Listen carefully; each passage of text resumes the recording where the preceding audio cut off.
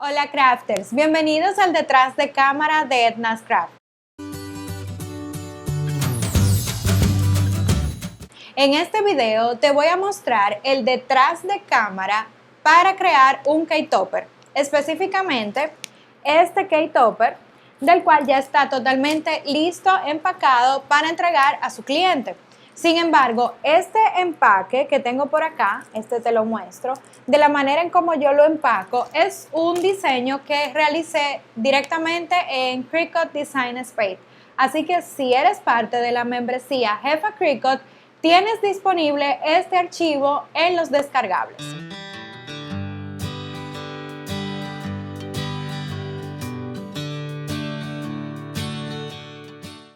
Techay en mano, agenda al lado y voy a buscar los materiales. Aún todavía tengo un poco de desorden en el craft room, pero sé dónde está todo, así que simplemente voy a buscar cada una de las piezas que voy a utilizar. Estos son los elementos que estoy utilizando, básicamente glitter cardstock y cardstock regular. También voy a utilizar acetato. Ahora simplemente en Design Space voy a ajustar los elementos para que todo me quede muy bien cuadrado. Quiero que me quede todo bien cuadrado para que cuando yo corte pueda aprovechar al máximo el papel, y de esta forma es que lo voy a hacer. Entonces, ¿qué voy a hacer? Voy a colocar las piezas. Como es un arco iris, hay bastante espacio en el centro, entonces coloco las piezas dentro, moviéndolo en el área de producción, y de esta forma me aseguro de optimizar mi material. De esta forma puedo aprovechar este material para próximos proyectos. Entonces, al momento de producir, en este caso me llevo la computadora hacia el plotter, acomodo todo y empezamos a cortar el cardstock. Voy a utilizar el blanco para las nubes. Ahora ajusto los cables. Como utilizo Mac, necesito un adaptador para conectar el plotter a la computadora. Ahora simplemente pongo a cortar y mientras voy buscando los demás materiales para tenerlos a la mano cuando los necesite.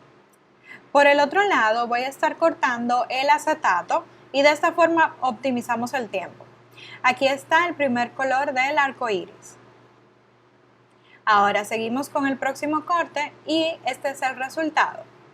Bien, ya casi estoy por terminar de cortar todas las piezas. Como ven, estoy utilizando el arco iris con glitter y de esta manera se ve mucho más bonito. Son detalles que hacen que todo se vea aún más delicado. Ahora simplemente voy a cortar el sobrante para guardarlo y de esta forma aprovecharlo mejor para próximos proyectos. Quiero resaltar que el acetato sí se corta perfectamente en la Cricut, pero este que es de la marca Cricut también tiene un plástico, entonces a veces pareciera como si no está cortado, pero sí lo está. Simplemente haz un poquito de presión y te darás cuenta. Ahora, para agregar más detalles, voy a utilizar la Sizzix para embosar. Si no sabes lo que es embosado, te voy a dejar un video en la cajita de información para que tengas como referencia cuáles son los tipos de embosado que puedes realizar. Este es el embosado en frío y para esto necesitamos la troqueladora. Entonces, voy a buscar las nubecitas, el folder de embosar, que tiene como unos puntitos, y aquí te muestro el proceso.